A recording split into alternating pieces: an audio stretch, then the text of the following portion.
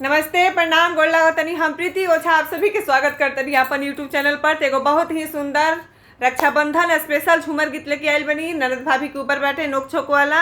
आप सब लोग पूरा गीत एक बार फुल वॉच करके जरूर सुनब जा, और अच्छा लगी तो एक दूसरे के साथ जम के शेयर करब जा। और लोग कहता कि अलग अलग साड़ी बदल बदल के साड़ी दिखावत तरी, वीडियो बनावत तरी, हई करतरी हव करतरी, तो कहनी कि चलो एक बार ओढ़निया ओढ़ के वीडियो बना देता नहीं। आप सब लोग ओढ़निया पर बहुत प्यार आशीर्वाद अपन देव जा। और भैया जिन जनी चक्कर में बाड़ू नो कि बदल बदल के साड़ी वीडियो बनाव तरी, हई करतरी हव करतरी, तब हम तो करबे करब। ठीक, तो चलिए बहुत बहुत धन्यवाद आप सबके, थैंक यू सो मच। गीत सुनी जा, बहुत ही मज़ेदार गीत बा। के का कहता छोड़ द पीछे।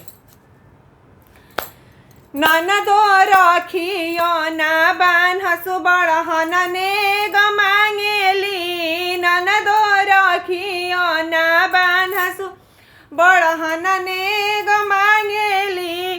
ननदो हारवा मांगेली, उ तो झुमका मांगेली। ननदो हारवा मांगेली, छिनरो झुमका मांगेली। नथिया पहनावे खातिर सोनारा भातार मांगेली। नथिया पहनावे खातिर सोनारा भातार चाहेली। ननदो रखियो ना बान्हसु बड़हन नेग मांगेली। ननदो रखियो ना बान्हसु बड़हन नेग मांगेली। ननदो साड़ी मांगेली, छिनरो लहंगा मांगेली। ननदो साड़ी मांगेली, छिनरो लहंगा मांगेली। चोलिया पहनावे खातिर बाजा जावा भातार मांगेली।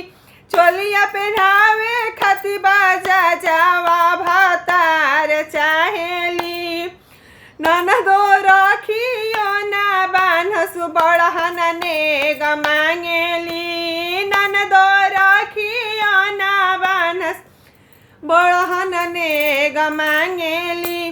ननदी पलंग मांगेली, छिनरो गादा मांगेली। ननदी पलंग मांगेली, छिनरो गादा मांगेली।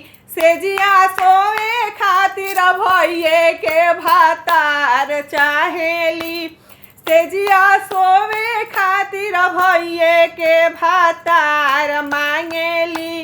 ननदो रखियो ना बान्हसु बड़हन नेग मांगेली। ननदो रखियो ना बान्हसु बड़हन नेग मांगेली। चलिए बहुत बहुत धन्यवाद, थैंक यू सो मच।